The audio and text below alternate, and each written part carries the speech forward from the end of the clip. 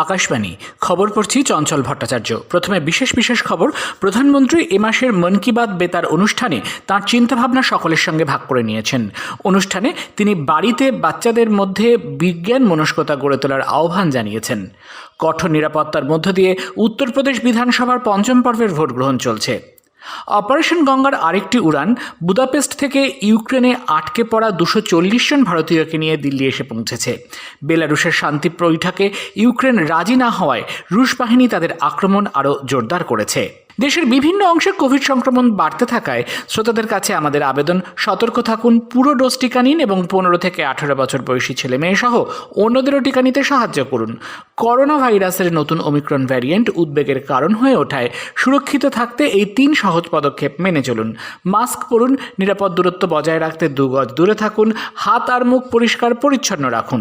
Covid নিয়ে যে কোনো তথ্য ও পরামর্শ পেতে জাতীয় হেল্পলাইন নম্বর হলো 0112397804 এবং 1075। আসছি বিস্তারিত খবরে। প্রধানমন্ত্রী নরেন্দ্র মোদী আজ আকাশবাণীর মন কি বাত অনুষ্ঠানে তাঁর চিন্তাভাবনা দেশ বিদেশের মানুষের সঙ্গে ভাগ করে নিয়েছেন। এ মাসের মন কি বাত অনুষ্ঠানে প্রধানমন্ত্রী বলেন, ভারতের সাফল্যের বিষয়ে উল্লেখ করে তিনি অনুষ্ঠান শুরু করবেন।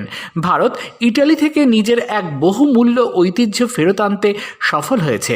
এই ঐতিহ্য হল অবলোকিতেশ্বর পদ্মপাণির 1000 বছরেরও বেশি পুরনো একটি মূর্তি। কয়েক বছর আগে এই মূর্তিটি বিহারের গায়াজি দেবীর স্থান কুণ্ডলপুর মন্দির থেকে চুরি হয়েছিল। অনেক চেষ্টার পর ভারত এই মূর্তিটি ফিরিয়ে আনতে পেরেছে। इन मूर्तियों में भारत की आत्मा का, आस्था का अंश है। इनका एक सांस्कृतिक ऐतिहासिक महत्व भी है। इस दायित्व को समझते हुए भारत ने अपने प्रयास बढ़ाए और इसका कारण यह भी हुआ कि चोरी करने की जो प्रवृत्ति थी उसमें भी एक भय पैदा हुआ। जिन देशों में ये मूर्तियां चोरी करके ले जाई गई थी, अब उन्हें भी लगने लगा कि भारत के साथ रिश्तों में सॉफ्ट पावर का जो डिप्लोमेटिक चैनल होता है उसमें इसका भी बहुत बड़ा महत्व हो सकता है, क्योंकि इसके साथ भारत की भावनाएं जुड़ी हुई है, भारत की श्रद्धा जुड़ी हुई है और एक प्रकार से पीपल टू पीपल रिलेशन में भी ये बहुत ताकत पैदा करता है। যেসব দেশে এই মূর্তিগুলি চুরি করে নিয়ে যাওয়া হয়েছিল তারাও এখন মনে করতে শুরু করেছে ভারতের সঙ্গে সম্পর্ক গড়ে তোলার ক্ষেত্রে কোমল শক্তির যে কূটনৈতিক যোগাযোগ ব্যবস্থা আছে সেখানেও মূর্তিগুলো গুরুত্বপূর্ণ ভূমিকা পালন করতে পারে, কারণ এর সঙ্গে ভারতের অনুভূতি ও শ্রদ্ধা যুক্ত। মানুষের সঙ্গে মানুষের সম্পর্কের ক্ষেত্রে যা শক্তিশালী ভূমিকা পালন করতে পারে। সম্প্রতি আন্তর্জাতিক মাতৃভাষা দিবস উদযাপিত হয়েছে। এই প্রেক্ষিতে মাতৃভাষার ব্যবহারের ওপর গুরুত্ব দিয়ে প্রধানমন্ত্রী বলেন, आजादी के 75 साल बाद भी कुछ लोग ऐसे मानसिक द्वंद्व में जी रहे हैं जिसके कारण उन्हें अपनी भाषा, अपने पहनावे, अपने खान पान को लेकर एक संकोच होता है, जबकि विश्व में कहीं और ऐसा नहीं है।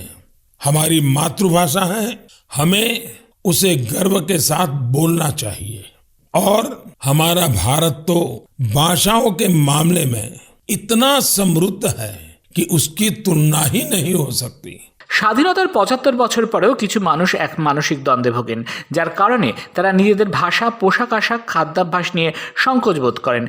আমাদের গর্বের সঙ্গে নিজেদের মাতৃভাষায় কথা বলা উচিত। আর ভাষার ব্যাপারে সমৃদ্ধ ভারতের অন্যতম সৌন্দর্য হলো এই সব ভাষা। কাশ্মীর থেকে কন্যাকুমারী, কচ্ছ থেকে কোহিমা, শত শত ভাষা, হাজার হাজার বুলি একে অন্যের থেকে একদম আলাদা হলেও ভাবাদর্শে সবাই আসলে এক। বহু বছর ধরে আমাদের ভাষাগুলি একে অন্যের থেকে শিখে আসছে, একে অপরকে সমৃদ্ধ করছে এবং বিকাশে সহায়ক হয়েছে বলে প্রধানমন্ত্রী জানান। শ্রী মোদী আরও বলেন, আমাদের ঐতিহ্যবাহী চিরাচরিত স্বাস্থ্য ও চিকিৎসা ব্যবস্থাকে জনপ্রিয় করার যে সংকল্প তা আরও সুদৃঢ় হয়েছে আয়ুষ মন্ত্রণালয় গঠন করার মধ্য দিয়ে। সাম্প্রতিক অতীতে আয়ুর্বেদিক ক্ষেত্রেও বেশ কিছু নতুন স্টার্টআপ সামনে এসেছে। पिछले 7 वर्षों में देश में आयुर्वेद के प्रचार प्रसार पर बहुत ध्यान दिया गया है। आयुष मंत्रालय के गठन से चिकित्सा और स्वास्थ्य से जुड़े हमारे पारंपरिक तरीकों को लोकप्रिय बनाने के संकल्प को और मजबूती मिली है। मुझे इस बात की बहुत खुशी है कि पिछले कुछ समय में आयुर्वेद के क्षेत्र में भी कई नए स्टार्टअप सामने आए हैं। इसी महीने की शुरुआत में आयुष स्टार्टअप चैलेंज शुरू हुआ था। इस चैलेंज का लक्ष्य इस क्षेत्र में काम करने वाले स्टार्टअप्स को आइडेंटिफाई करके उन्हें सपोर्ट करना है। इस क्षेत्र में काम कर रहे युवाओं से मेरा आग्रह है कि वे इस चैलेंज में जरूर हिस्सा लें। এ মাসের শুরুতে আয়ুষ স্টার্টআপ চ্যালেঞ্জ শুরু হয়েছিল। এই চ্যালেঞ্জের উদ্দেশ্য ছিল এই ক্ষেত্রে কর্মরত স্টার্টআপগুলিকে চিহ্নিত করে তাদের সাহায্য করা। যে সমস্ত যুবক যুবতী এই বিষয়ে কাজ করেছেন তাদের শ্রী মোদী আবেদন জানান তারা যেন এই চ্যালেঞ্জে অবশ্যই অংশগ্রহণ করেন। আগামী 8ই মার্চ সমগ্র বিশ্বজুড়ে আন্তর্জাতিক মহিলা দিবস পালন করা হবে। মহিলাদের সাহস, দক্ষতা, প্রতিভার সঙ্গে জুড়ে থাকা বহু উদাহরণ মন কি বাত অনুষ্ঠানে নানা সময়ে ভাগ করে নেওয়া হয়। স্কিল ইন্ডিয়া, স্বনির্ভর গোষ্ঠী বা ছোট বড় উদ্যোগ, মহিলারা এখন সব জায়গায় সামনে থেকে নেতৃত্ব দিচ্ছে। এই প্রসঙ্গে প্রধানমন্ত্রী বলেন, सेना में भी बेटियां अब नई और बड़ी भूमिकाओं में जिम्मेदारी निभा रही हैं और देश की रक्षा कर रही हैं।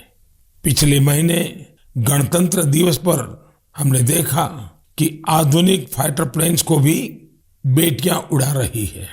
देश ने सैनिक स्कूलों में भी बेटियों के एडमिशन पर रोक हटाई और पूरे देश में बेटियां सैनिक स्कूलों में दाखिला ले रही हैं। শ্রী মোদী বলেন, এখন পুরনো ধারণাগুলি ভেঙে যাচ্ছে। আজ দেশের সংসদ থেকে পঞ্চায়েত পর্যন্ত আলাদা আলাদা কার্যক্ষেত্রে মহিলারা নতুন উচ্চতায় পৌঁছতে পারছেন। গত বছর থেকে নানা ধরনের স্টার্টআপ শুরু হয়েছে, যার অর্ধেক স্টার্টআপে মহিলারাই পরিচালকের ভূমিকায় রয়েছে। আগামীকাল 28শে ফেব্রুয়ারি জাতীয় বিজ্ঞান দিবস। এই প্রসঙ্গে প্রধানমন্ত্রী সমস্ত পরিবারের কাছে অনুরোধ জানান তাঁরা যাতে তাঁদের বাচ্চাদের মধ্যে বিজ্ঞান মনস্কতা গড়ে তোলার জন্য ছোট ছোট প্রয়াস গ্রহণ করেন।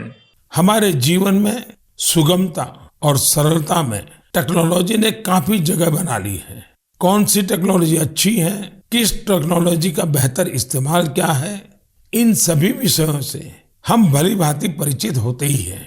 लेकिन ये भी सही है कि अपने परिवार के बच्चों को उस टेक्नोलॉजी का आधार क्या है, उसके पीछे की साइंस क्या है, इस तरफ हमारा ध्यान जाता ही नहीं है।